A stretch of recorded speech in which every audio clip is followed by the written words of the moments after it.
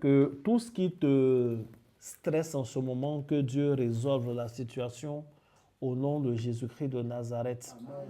Que ce soit un problème de santé, un problème de loyer, un problème d'argent, un problème de business, il y a quelque chose qui te stresse.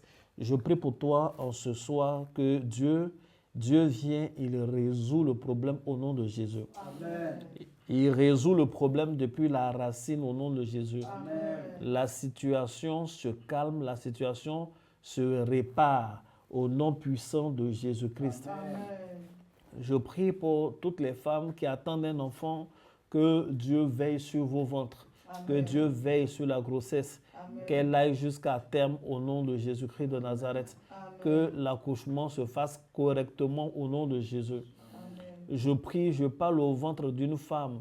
On dit que l'enfant est mal positionné, qu'il a mis le cordon sur son cou, qu'il n'est pas placé comme il se doit. Maintenant même, je parle à ton ventre et je parle à cet enfant. Il se positionne comme il se doit au nom de Jésus. Amen. Il se positionne comme il se doit au nom de Jésus. Amen. Chaque élément est à sa place au nom de Jésus. Amen. Le cordon se met là où il doit être et non sur le cou au nom de Jésus. Amen. Sa tête se positionne là où il doit être et non ailleurs au nom de Jésus. Amen. Ses membres se mettent dans des positions idéales au nom puissant de Jésus.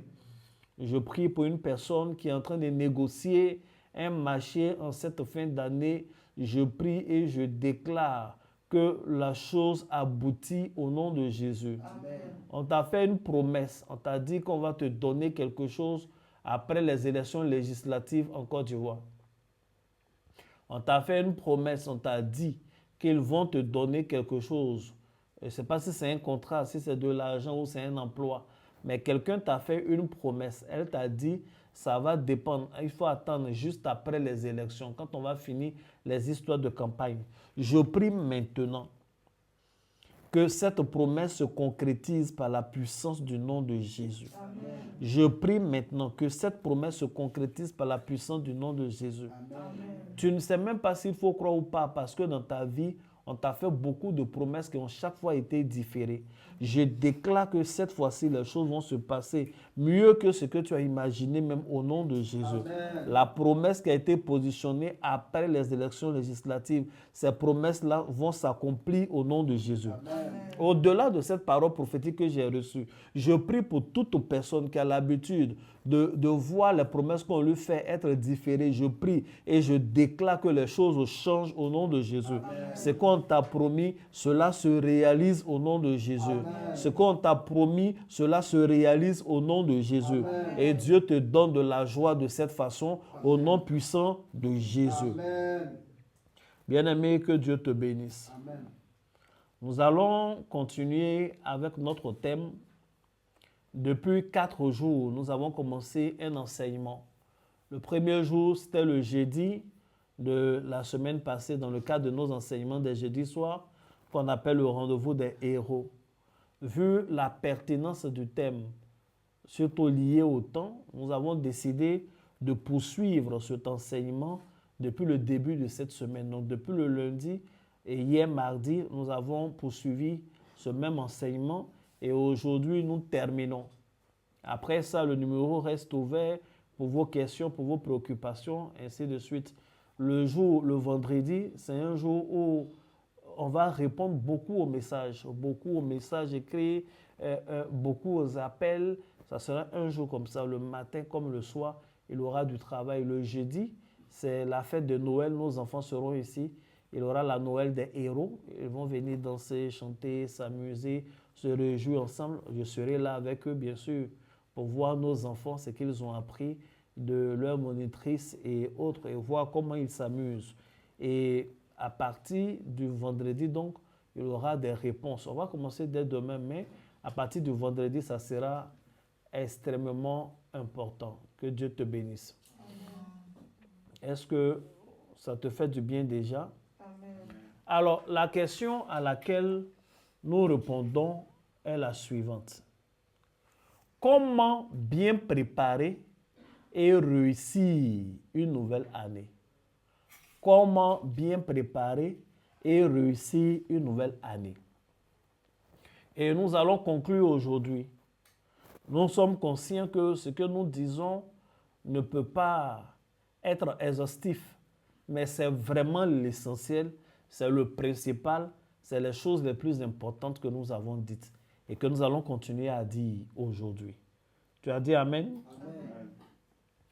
La préparation est une chose importante. Il ne faut plus vivre une année comme ça. Tout ce qui est système de cycle, lorsque tu es en fin de cycle et donc que tu vas commencer un nouveau cycle, il est important de préparer. Il faut le faire pour la rentrée scolaire, il faut préparer techniquement, financièrement et spirituellement la rentrée scolaire de vos enfants. Toi-même, ta rentrée scolaire pour tous les jeunes étudiants qui m'écoutent. Il faut préparer spirituellement une nouvelle année. Il faut préparer spirituellement un nouveau cycle de ta vie. C'est-à-dire, tu es proche de ton anniversaire, tu vas passer un autre anniversaire. Il faut te préparer spirituellement. Au lieu de rester là, tu guettes. Bon, cette année, c'est mon anniversaire, je vais voir qui va se souvenir de mon anniversaire, qui ne va pas se souvenir. Aujourd'hui, là, je ne rappelle pas à quelqu'un, je vais voir s'ils vont se rappeler. Mon ami, ce n'est pas les gens qui t'ont accouché. Qui se rappellent ou qui ne s'en rappellent pas, ça peut te déplaire ou te faire plaisir. Mais ce n'est pas ça qui va changer ta vie. Or, si tu as pris le soin de le préparer spirituellement, ça va changer ta vie. Il faut préparer, il faut te préparer spirituellement. Lorsque tu es en fin de cycle, il faut le faire. Lorsque tu es en début d'un nouveau cycle, parce que ton anniversaire est une date importante. C'est le moment où Dieu a voulu, avec tous les temps et les circonstances, il a fait concourir toutes ces choses pour que toi tu viennes physiquement sur terre. Alors c'est important. C'est ce jour-là que ton vaisseau a atterri, c'est-à-dire tu es né de ton corps, dans ton corps, tu es né, on t'a vu, tu as pleuré. Donc c'est important, ça compte. Que Dieu te bénisse. Amen. Donc il faut préparer ton anniversaire. Il faut préparer la vie de tes enfants. Tu vas accoucher bientôt. L'enfant, là, il faut commencer à préparer. C'est vrai, il faut préparer techniquement, il faut faire un trousseau, mais il faut te préparer spirituellement. Bref, les choses importantes se préparent. Pour, par exemple, les enfants qui sont en classe d'examen, pour quelqu'un qui veut un concours, ce n'est pas à la veille de la chasse qu'on élève le chien. C'est dès maintenant qu'il faut élever ton chien. Sinon, tu seras obligé de partir à la chasse avec un chat. Et le chat, tu sais, il chasse pour se nourrir lui-même. Et d'ailleurs, s'il va, il ne va pas revenir. On ne va pas à la chasse avec chien. Que Dieu te bénisse. Amen. On ne va pas à la chasse avec chiot. Tu sais que tu vas aller. C'est dès maintenant qu'il faut commencer à l'élever. Donc, c'est dès maintenant qu'il faut commencer à préparer ton année. Et comment on prépare une année pour bien la réussir? C'est de ces choses-là que nous parlons. Nous avons parlé de la définition spirituelle de l'année, donc astrale. Nous avons parlé de l'étape des bilans. Il faut faire le bilan. Nous avons parlé de l'étape de la rénonciation à certaines choses, donc repentance et confession. Il faut te confesser, il faut te repentir, il faut te départir de certaines choses. Nous avons parlé de purification. Il faut se purifier des souillures, comment on appelle, des choses au passé. On a parlé de ça. Hier, on a continué en parlant d'action de grâce d'une certaine façon, mais j'ai parlé principalement de deux lois. Je ne sais pas si tu t'en souviens. Je t'ai parlé de la loi du plaisir et de la responsabilité et la loi de la mendicité et de la louange. C'est de bloc-bloc. Le plaisir s'oppose à la responsabilité, dans ce cas-là, dans le cas de cette loi, et la mendicité s'oppose à la louange dans le cadre de cette loi. J'ai bien expliqué et je le redis brièvement. Dieu est notre Père. Et en tant que notre Père, c'est de sa responsabilité de nous bénir. C'est de sa responsabilité de nous protéger, de veiller sur nous. Mais aussi, nous sommes ses fils. Et c'est de notre devoir, si on est sage, de provoquer le plaisir de Dieu, de lui faire plaisir, de réjouir son cœur. Et ce que j'enseigne est pour Dieu, mais en fait, c'est dans toutes nos relations bilatérales où on a un supérieur. L'employé qui réjouit le cœur de son employeur, il est susceptible d'avoir beaucoup plus de bonus parce que tu réjouis le cœur de ton employeur. plutôt que celui qui est tout en train de lutter. Mais tu n'as pas respecté mon droit à gauche. Mais oui, je suis venu à 8 heures, on m'a fait travailler jusqu'à 18 h 1 minute. Alors que dans mon contrat, on dit je travaille jusqu'à 18 h 00. 1 minute, là, tu vas me payer. Quand c'est comme ça, ton patron a peur de toi. Ton patron a peur de toi. L'épouse qui réjouit le cœur de son époux, mais il verra, c'est biblique même, il verra plus de largesse de la part de cet époux-là, plutôt que celle qui est tout en train de parler, mais c'est les fêtes des fins d'année, tu ne sais pas que tu as fait enfant. Donc toi, tu penses que quand on fait enfant, là, c'est juste pour donner le nom. Toi, écoute, quand c'est comme ça en général, on ne tire que le minimum syndical, le minimum nécessaire. Il faut susciter le plaisir du cœur de ceux qui sont nos supérieurs. Il faut susciter le plaisir du cœur de Dieu. Il faut susciter le plaisir du cœur de tes supérieurs. Et il est mieux pour nous de plaire à Dieu plutôt que de lui rappeler ses responsabilités. Parce que de toutes les façons, comme le dit la Bible, notre Dieu est au ciel et il fait tout ce qu'il veut. Et personne ne pourra lui dire pourquoi tu as fait ça, pourquoi tu n'as pas fait ça. Tu ne le moignes pas, pour parler en ivoirien. Donc, vaut mieux être l'homme selon le cœur de Dieu, réjouir le cœur de Dieu par la foi, réjouir le cœur de Dieu par nos actes, plutôt que de vouloir lui rappeler sa responsabilité. Écoute, le fidèle qui réjouit le cœur de son pasteur, le fils spirituel qui réjouit le cœur de son père spirituel, est plus exaucé que celui qui appelle toujours son papa. Papa, est-ce que tu pries pour moi-même? Ah, il faut prier pour moi. Et nous, là, on est vos enfants. Il faut prier pour moi. Ah, si tu pries là, il faut prier pour moi. Tiens, il y a quoi? Il prie pour toi. Est-ce que tu l'as embauché? Tu ne l'as pas embauché. C'est Dieu qui a permis que vous soyez ensemble. Parce que Dieu veut utiliser cet homme-là pour te faire du bien. Crois-moi, il prie pour toi. Et d'ailleurs, c'est mieux de susciter la réjouissance de son cœur, ce plaisir que tu suscites en lui, en te comportant bien, en venant au culte régulièrement, en intégrant un département, en étant souple quand on t'enseigne, en prenant le plaisir de venir t'asseoir pour écouter les enseignements, en rendant témoignage les fois où Dieu t'a exaucé et en faisant des offrandes, en rendant visite. Il n'y a pas quelque chose qui fait plus plaisir. Moi, un jour, on m'a appelé comme ça, il y avait des larmes aux yeux. Mais la personne même n'a pas changé. En fait, ça faisait tellement longtemps que quelqu'un ne m'avait pas demandé, moi, comment je vais. Un matin, j'ai reçu un coup de fil où on me demande comment je vais. Il dit, je vais bien. Il me dit que c'est un comment je vais de politesse. Et puis, j'attends la suite. Mais à la suite, elle m'explique aucun problème, rien. Non, papa, j'ai appelé pour savoir comment tu vas, tout et tout. Comme il est 9h, 10h, si hier tu es bien rentré parce qu'on avait fait une veillée, tu es bien rentré, tout et tout. Vraiment, merci pour tout ce que vous faites pour nous. Les messages nous font du bien. Il dit, aïe, attends. Donc, elle a appelé pour savoir si moi, je vais bien. Moi aussi. Et puis, il n'y a pas de problème à expliquer. Il était surpris. Parce que c'est rare que les fidèles se soucient de leur père spirituel ou de leur papa pour savoir comment il va. C'est extrêmement rare. C'est extrêmement rare. Et aujourd'hui, il y a tellement de choses sur Internet. Oui, mais les pasteurs, eux-mêmes, n'ont qu'à aller travailler. Les pasteurs, eux-mêmes, n'ont qu'à aller se chercher. Les pasteurs, là, et puis c'est les plus paresseux. Les gens qui disent des pasteurs, eux-mêmes, qu'ils aillent chercher leur argent, sont des gens qui, de toute façon, n'ont jamais rien donné à l'église. Ils sont en va, ils n'ont jamais rien donné à l'église. Mais ils sont prêts à vendre leur âme au diable. Et ceux-là parlent sur Internet. Et ça, tous c'était fidèles. Ils regardent. Il y a les gens qui aiment suivre la masse. Le pasteur que tu as toujours suivi et que tu aimes bien. Parce qu'un jour, il y a une vidéo qu'on met et que tout le monde critique. Donc, tu suis la masse. Ah, lui, là, même, j'avais commencé à avoir des doutes. Son affaire d'argent est trop, lui, là, même. Alors qu'il ne t'a jamais rien demandé, il ne t'a jamais rien fait. Mais il faut réjouir le cœur de Dieu, de l'homme de Dieu, que Dieu a mis en connexion avec toi. Il faut réjouir le cœur de ton père spirituel. Quand il pense à toi et que son âme est soulagée, c'est de la bénédiction pour toi. Quand il pense à toi, comme le dit le psaume 16, et que son âme est en fête, mais toi aussi ton âme sera en fête. Parce que les hommes de Dieu sont des puits dans lesquels on puise. Et souvent, si toi tu n'arrives pas à puiser, il faut arrêter de te plaindre de la profondeur du puits. Il faut plutôt te plaindre de la longueur de ta corde. Comment toi tu fais?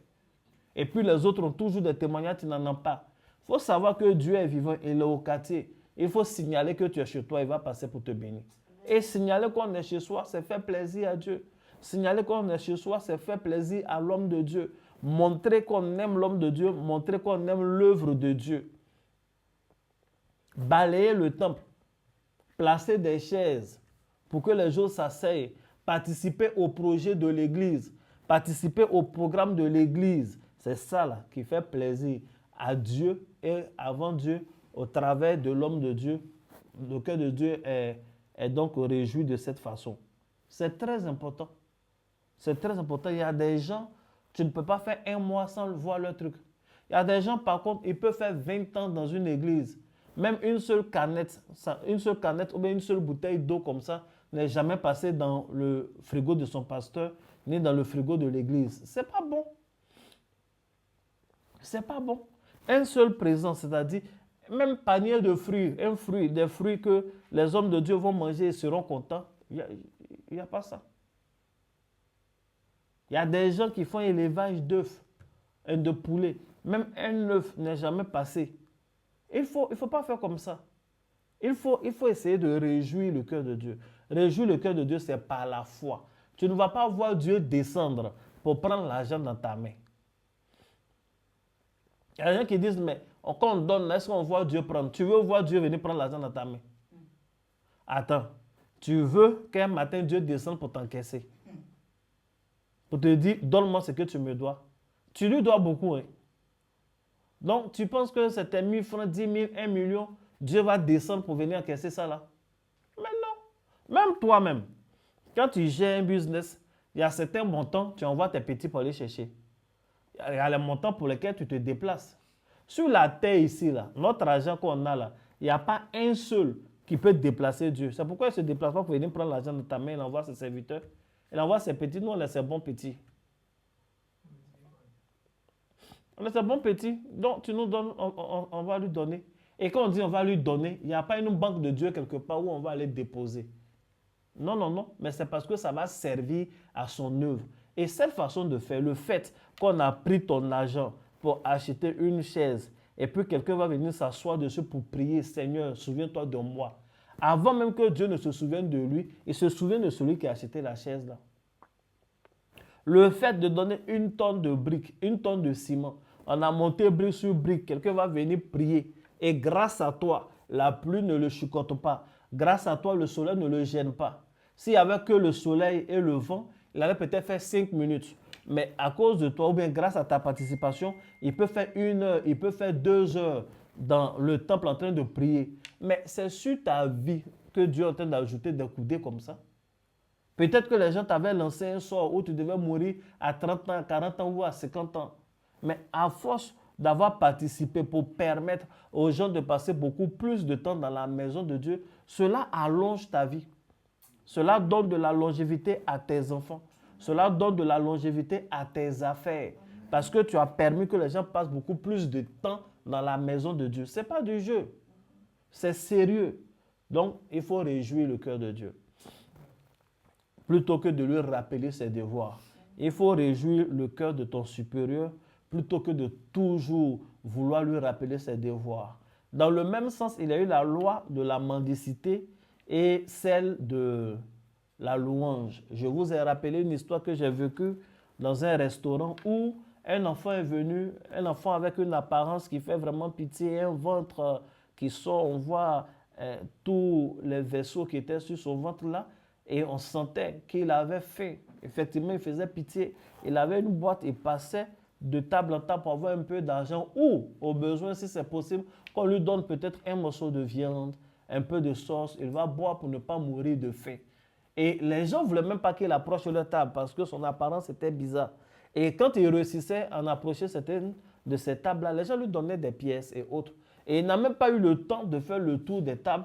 Le tenancier, le gérant, en tout cas du restaurant, est venu la chasser. Il dit, il faut partir, je ne veux pas te voir ici. Et l'enfant est parti.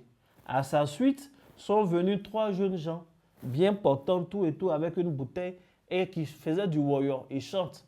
Le warrior, je l'ai expliqué hier, c'est une variante du zouglou, art musical ivoirien, qui consiste à approcher des personnes et à chanter leurs éloges. Donc ils viennent à côté de la table des clients et commence à chanter combien de fois ce client-là a l'argent, combien de fois ses vêtements sont valeureux, combien de fois son teint est extraordinaire. Et commence à dire les éloges de sa femme. Et commence à dire la qualité de leurs vêtements. Et les gens leur donnaient de l'argent, mais excusez-moi, des billets. Et des gens étaient pressés qu'ils viennent à leur table. Parce que c'était amusant, on rit, les gens rient. Ils boivent un peu de vin, ils rient. Ils boivent du vin, on dit il est beau, il rit. Et le gars est capable même de chanter ses défauts et de les détourner en qualité. Tu vois, il voit le ventre dont le gars veut se débarrasser.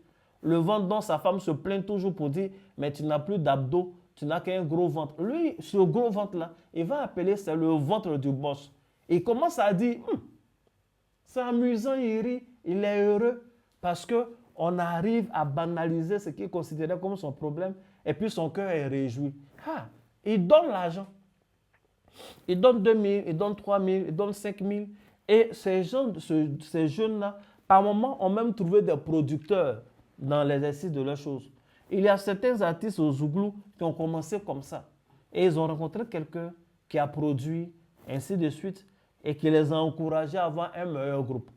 Je n'ai jamais vu un mendiant qui s'est enrichi véritablement en passant de là à là en demandant un petit morceau. Soyez pas des mendiants, rentrez dans la présence de Dieu avec des actions de grâce. Soyons pas des mendiants, rentrons dans ses parvis avec des louanges. Chantez la gloire de l'Éternel, chantez ce qu'il a fait. Parce que souvent, on oublie ce qu'il a fait. Parce qu'on est trop captivé, parce qu'on attend encore de lui. Hier, il a fait. Il faut dire merci pour hier. Là. Il faut célébrer. Il va faire pour aujourd'hui aussi. Que Dieu vous bénisse abondamment. Amen. Est-ce que tu entends quand je parle? Amen. Le résumé est fait. Est-ce qu'il y a une autre chose dont on a parlé hier et puis je n'ai pas rappelé, c'est tout. En plus de ça, j'ai parlé de la purification, comme je l'ai dit tout à l'heure. Et en parlant de la purification, j'ai bien expliqué et je vous ai dit, nous avons des kits de purification qui sont disponibles à ABC. Il faut venir prendre ton kit ou bien il faut m'écrire sur Internet. On va envoyer ton kit. Tu vas te laver avec le 29, le 30 ou bien le 31 matin décembre avant d'aller à la veillée. Tu ne peux pas rentrer dans une nouvelle année sans purification. Tu ne peux pas rentrer dans un nouveau cycle sans purification. La purification nous donne de la légèreté. La purification nous débarrasse de certaines choses dans nos ondes, dans notre atmosphère. La purification te fait du bien. Il faut bien dire Amen. Amen. Aujourd'hui, je vais dire 2 ou 3 choses. Comme je vous l'ai dit, c'est vraiment une causerie. Peut-être même que je vais te dire une chose. Hier, j'ai cité 3 ou 4 choses. Mais bon, je vous ai dit l'essentiel. Que Dieu te bénisse. Amen. Tu vas prendre Habakkuk chapitre 2. Est-ce que depuis on a commencé cette série-là, mais on lit beaucoup la Bible? On ne lit pas. Hein? Je vous parle seulement, mais c'est biblique. Il cite les passages en parlant. Habakkuk chapitre 2, c'est un passage qu'on connaît très bien. Je vais juste lire le verset 2. Habakkuk 2, verset 2. L'Éternel m'adressa la parole et il dit, écris la prophétie, grave-la sur des tables, afin qu'on la lise couramment. L'Éternel m'adressa la parole et il dit, écris la prophétie, grave-la sur des tables, afin qu'on la lise couramment. Et l'Éternel me répondit et dit, écris la vision et grave-la sur les tables, afin que l'on la lise couramment. Et alors Yahweh m'a répondu et il m'a dit, écris cette vision, grave-la sur des tablettes, afin qu'elle se lise facilement. Il faut bien dire Amen. Amen. Donc, que Dieu vous bénisse abondamment. Amen.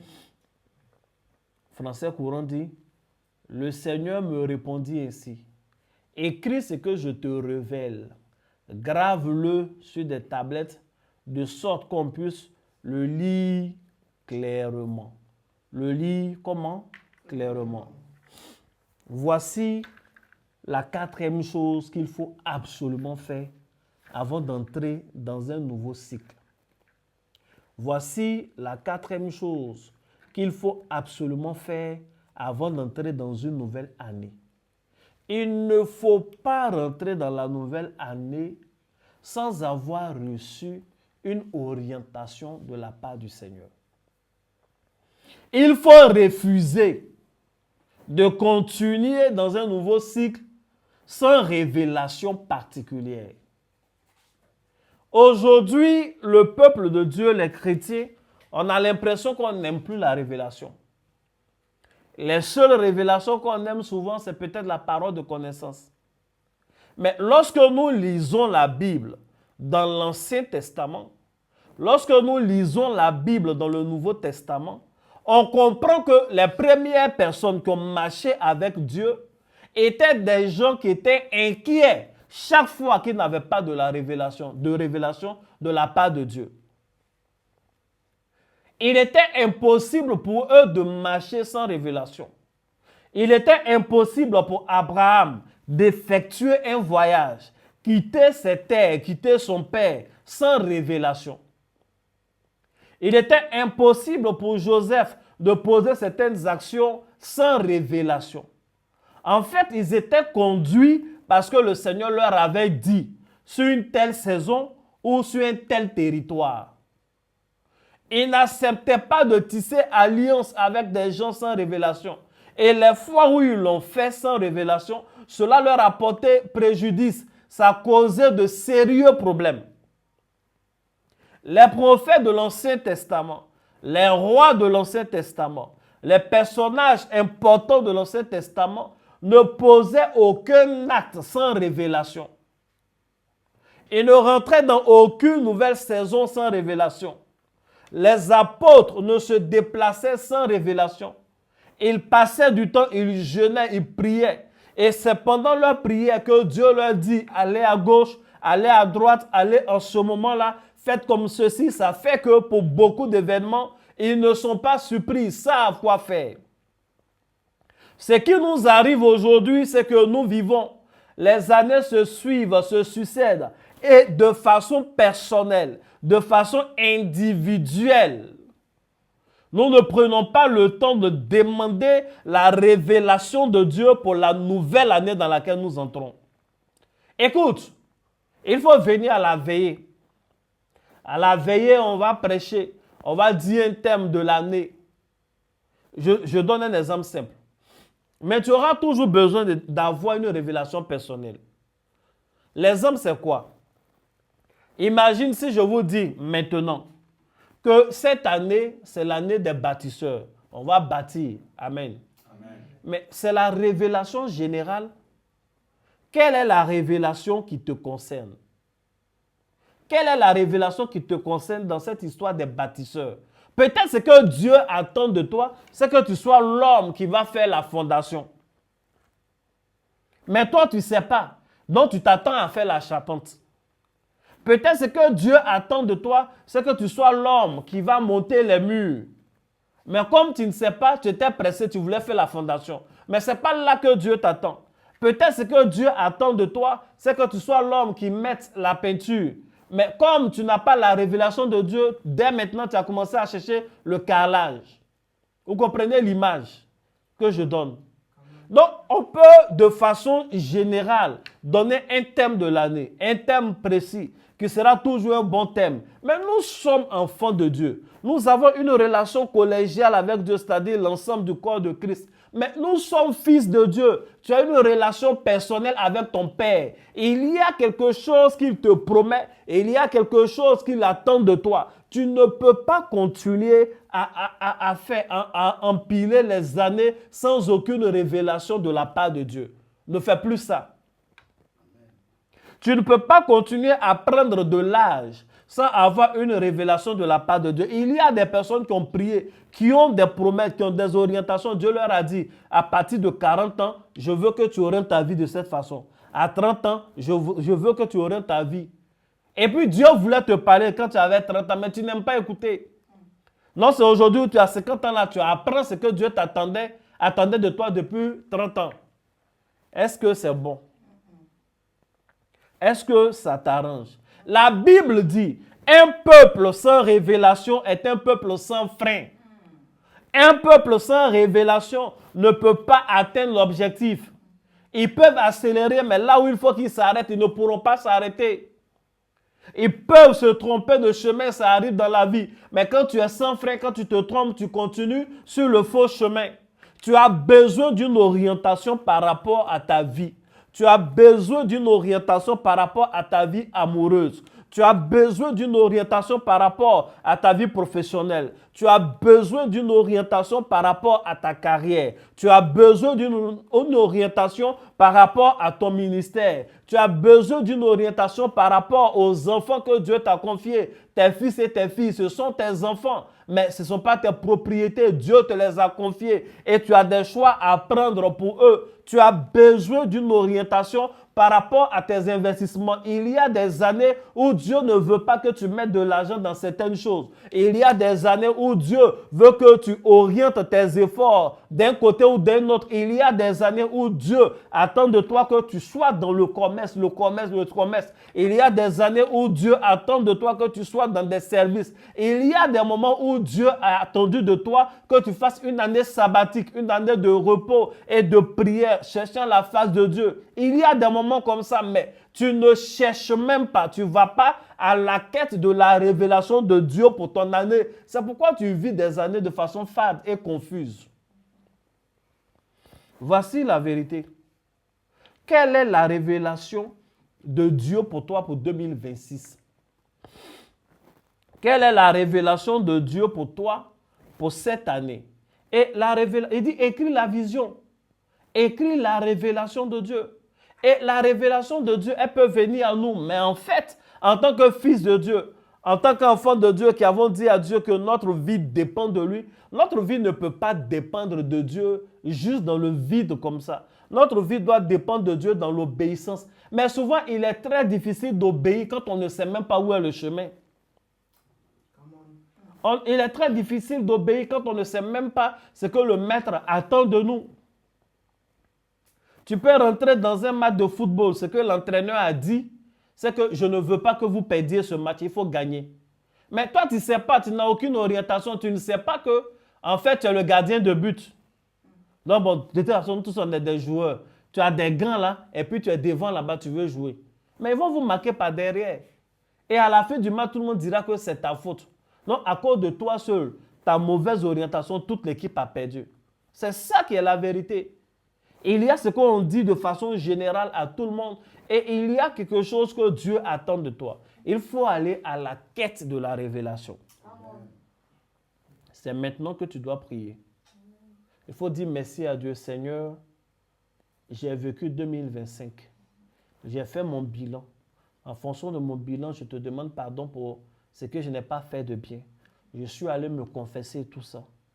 Je sais que certaines choses m'ont laissé des souillures, je me suis purifié. Je veux que tu me soutiennes pour la nouvelle année. Seigneur, en toute honnêteté, je te dis merci pour tout ce que tu as fait pour moi. Merci parce que je suis en vie. Merci parce que je suis en bonne santé. Merci pour tes interventions. Merci parce que même quand c'était difficile, quand j'ai été à l'hôpital, tu as été avec moi. Merci pour tout. Maintenant, je vais commencer 2026. Seigneur, qu'est-ce que tu attends de moi? Seigneur, quels sont tes mots pour moi pour la nouvelle année? Quelle est l'orientation? Quelle est l'orientation? Qu'est-ce que je dois faire? Qu'est-ce que tu veux faire? Où tu me veux? Qu'est-ce que tu attends de moi? Tu dois prier maintenant. Tu dois dire à Dieu, Seigneur, je sais que tu vas me faire rentrer dans la nouvelle année, mais que ce soit avec une parole venant de toi, que ce soit avec une lumière qui vient de toi. Je ne veux pas rentrer dans l'année de façon confuse. Je ne veux pas rentrer dans l'année de façon confuse. Je veux savoir le chemin. Je veux que cette parole que tu vas dire soit une lampe à mes pieds, une lumière sur mon sentier. Je ne veux pas désobéir, je veux connaître ta volonté pour moi. Il faut prier comme ça. Tu peux prendre l'un des jours où tu ne travailles pas, tu restes à la maison, tu pries, tu médites, tu pries. Il y a cette façon de chercher l'orientation. Il y a cette façon de venir voir son Père spirituel. En ce qui me concerne, en janvier, vers le 24 ou le 26 janvier, après je vais vous donner les dates, je vais organiser une journée de réception. Un moment d'écoute prophétique et d'orientation prophétique.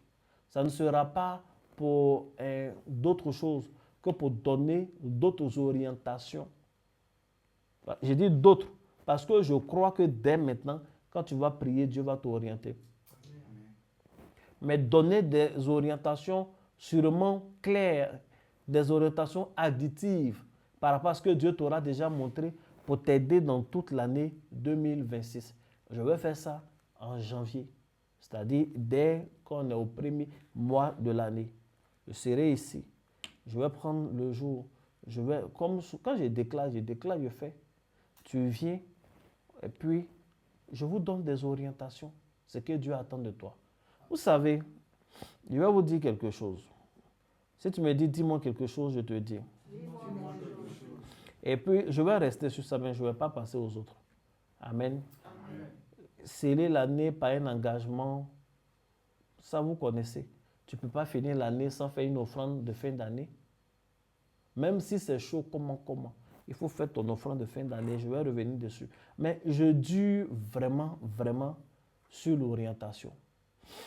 En général, l'orientation qu'on a publiquement à l'église, c'est des titres. Cette année est une année de règne. Cette année est une année de gloire.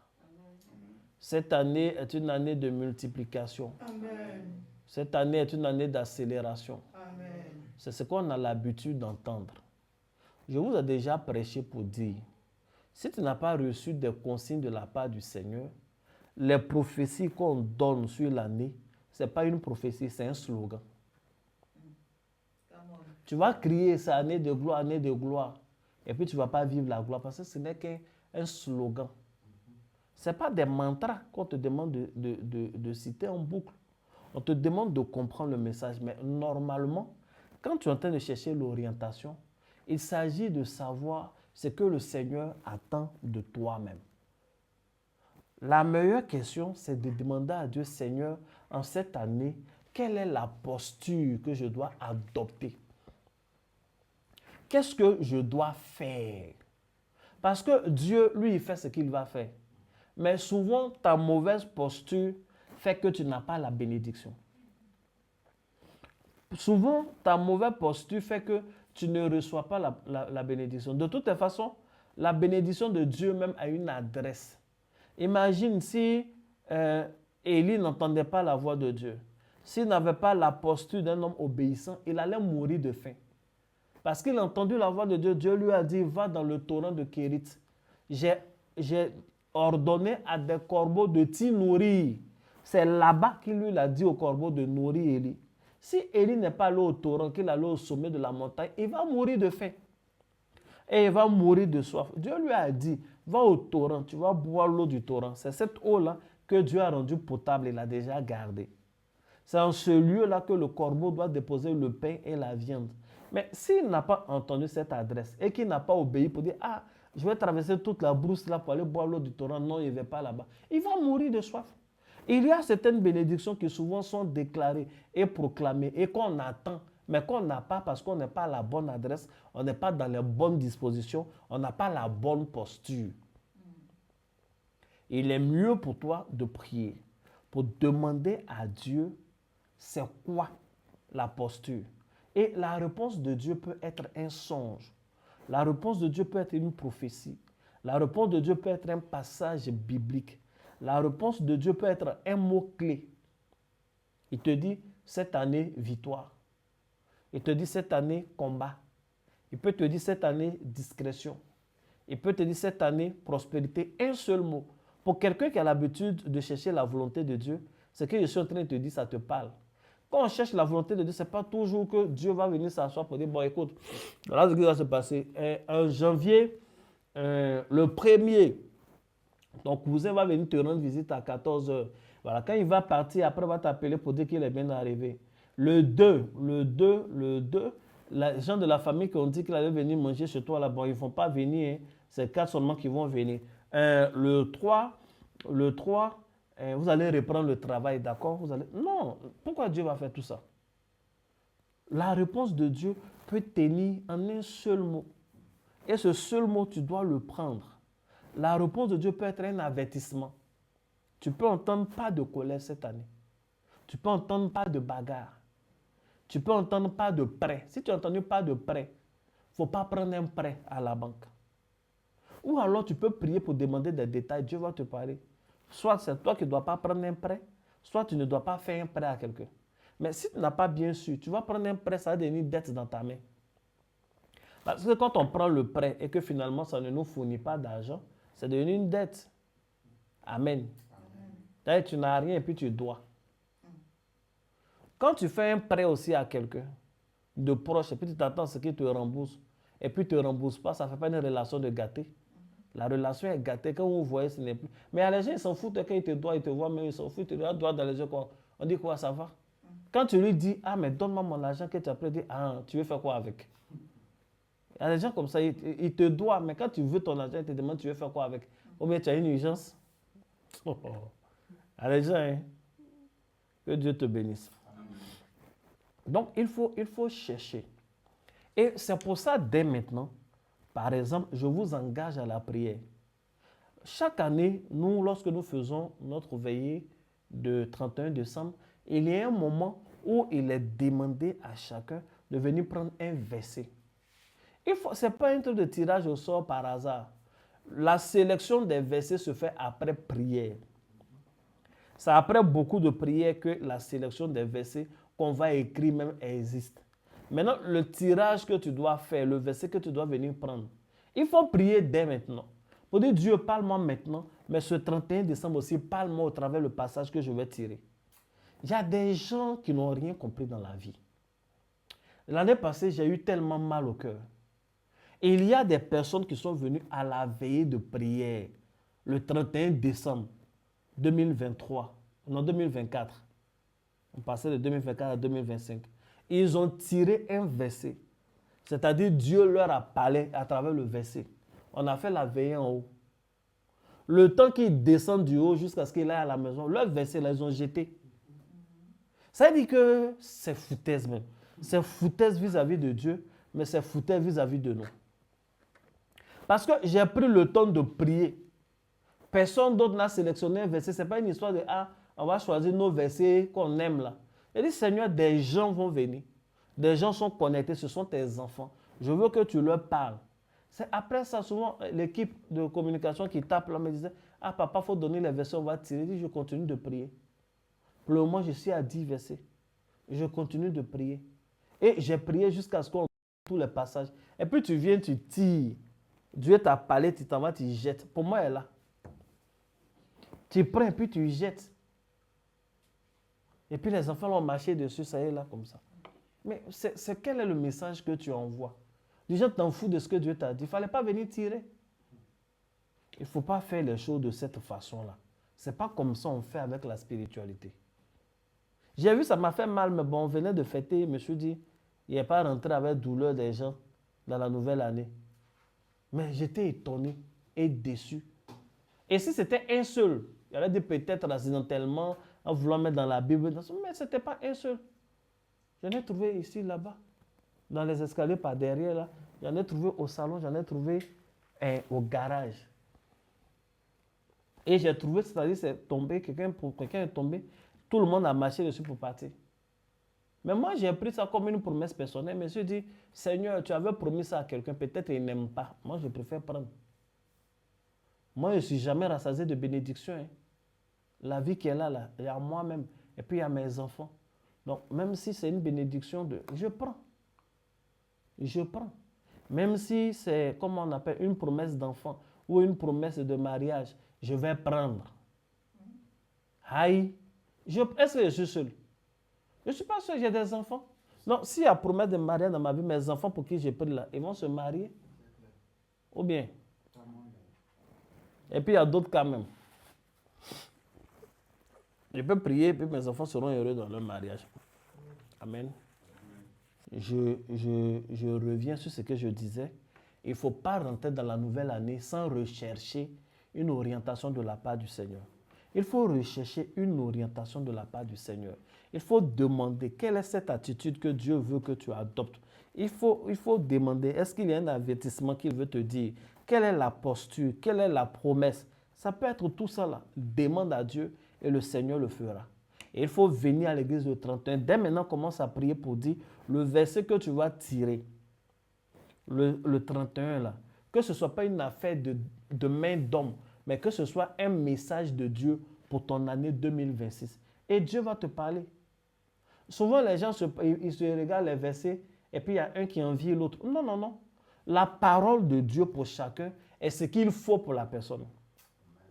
Donc, même si mon frère a tiré, tu seras la tête et non la queue. Et que moi, je suis venu tirer, répands-toi. Je ne peux pas dire que son verset est meilleur que pour moi. Je dois faire ce que Dieu attend de moi. Si je me répands, peut-être la tête que mon frère dit, il sera là. Quand il sera la tête, il sera le chapeau de la tête là. Parce que Dieu veut que nous tous, nous soyons élevés. Mais tout le monde ne passe pas par le même chemin. Ce que Dieu attend par-dessus tout de nous, c'est notre obéissance. Qu'on obéisse à ce qu'il nous a dit, à ce qu'il nous promet, à la voie qu'il nous indique. Donc, je voulais vraiment insister sur le fait que nous devons consulter Dieu. La dernière chose dont je veux parler, je vous ai dit hier qu'il faut organiser l'année par saison. Je crois que ces choses-là, je vais vous enseigner ça en janvier. Comment on fait le début de l'année, le milieu, l'ajustement et puis la fin qui est aussi un temps de récolte. Amen. Amen. Quand je suis inspiré, j'écris beaucoup les enseignements. Il me faut un script pour m'aider à écrire des livres. Comment aligner ses objectifs sur la vision que Dieu nous donne, ça je vais vous enseigner. Dans le mois de janvier, on a 12 jours de jeûne. Qui se rappellent? Nos 12 jours de jeûne où on confie chaque mois.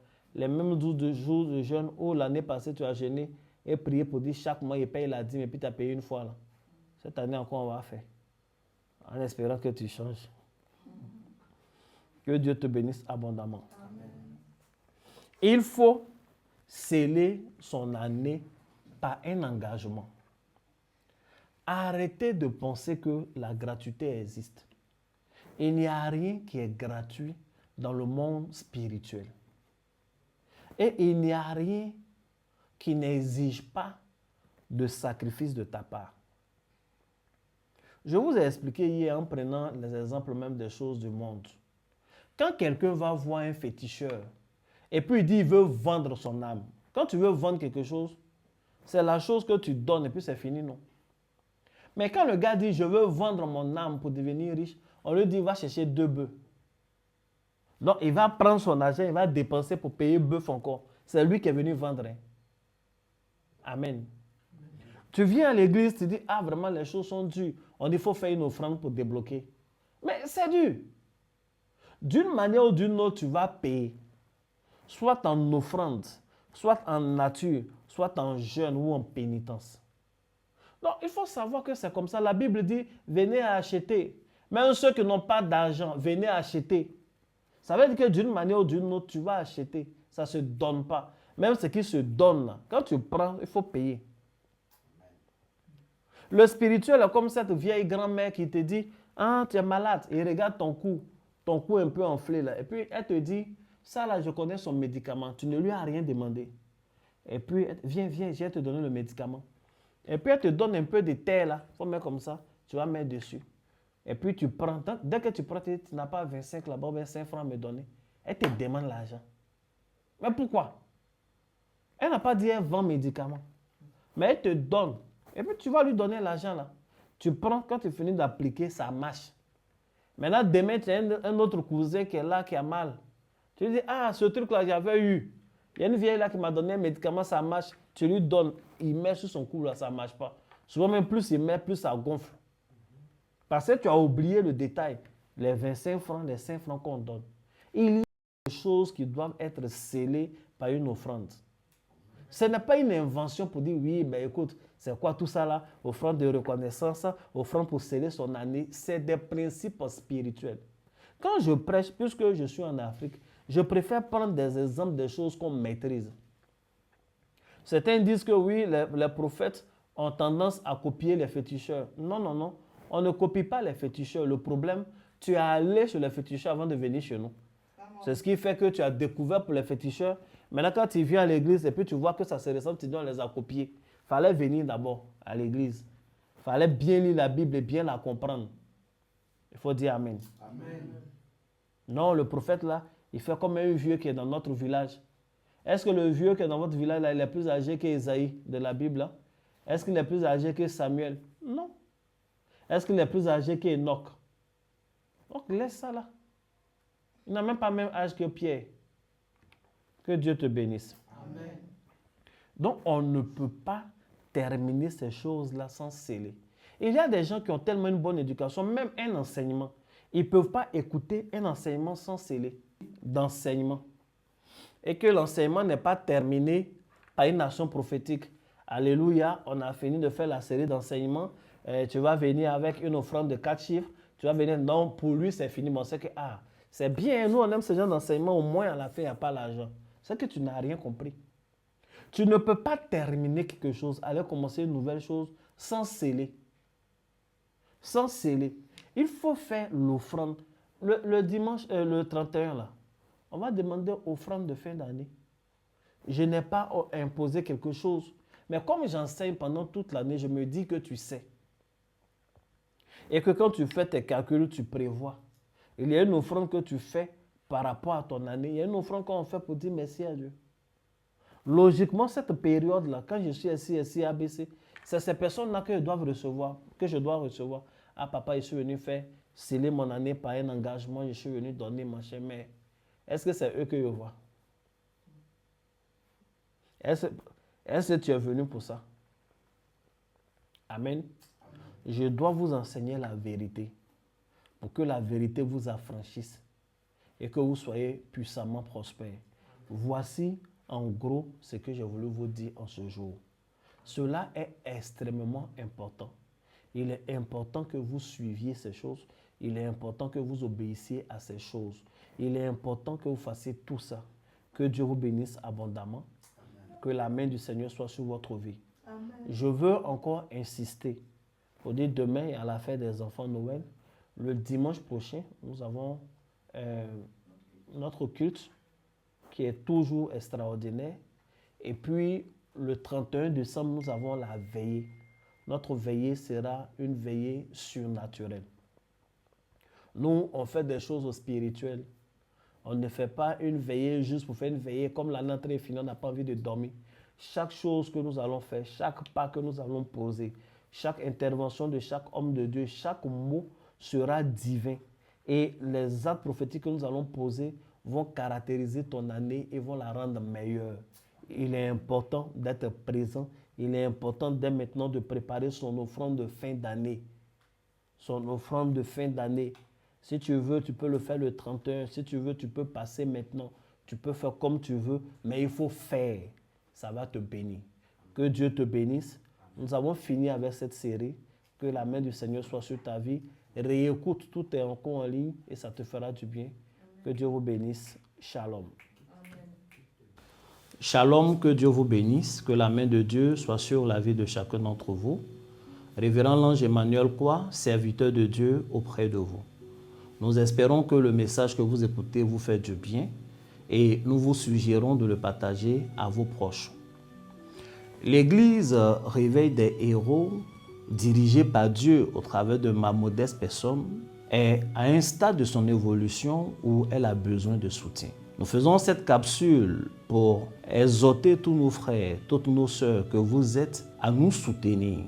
Notre ambition est de donner des messages révolutionnaires aux enfants de Dieu. Vous donner les outils nécessaires pour vous en sortir dans ce monde qui, au final, est une véritable arène. Nous avons pour ambition de donner des lumières, des choses véritables qu'il faut aux enfants de Dieu, mais également d'évangéliser. Toutes ces choses pourront mieux se faire si nous avons pied à terre, comme on le dit. L'Église a donc pour ambition de procéder à l'acquisition d'un terrain puis à la construction de son temple. Dans cette vision-là, nous avons besoin de vous tous. Nous avons besoin de toutes ces personnes qui sont édifiées, de toutes ces personnes dont le Seigneur touchera lui-même le cœur pour nous aider. C'est pourquoi vous trouverez toutes les coordonnées affichées à un coin de l'écran où vous pourrez faire vos dons. Nous avons besoin d'acquérir ce terrain-là. Nous avons besoin par la suite de bâtir ce temple. Nous aurons besoin de matériel pour servir Dieu avec excellence. Que Dieu vous bénisse, que la main de Dieu soit sur la vie de chacun d'entre vous. N'hésitez pas, pour d'autres détails, vous pourrez toujours nous appeler, mais faites vos dons, participez au projet de Dieu. Que Dieu vous bénisse et bonne écoute pour la suite. Shalom.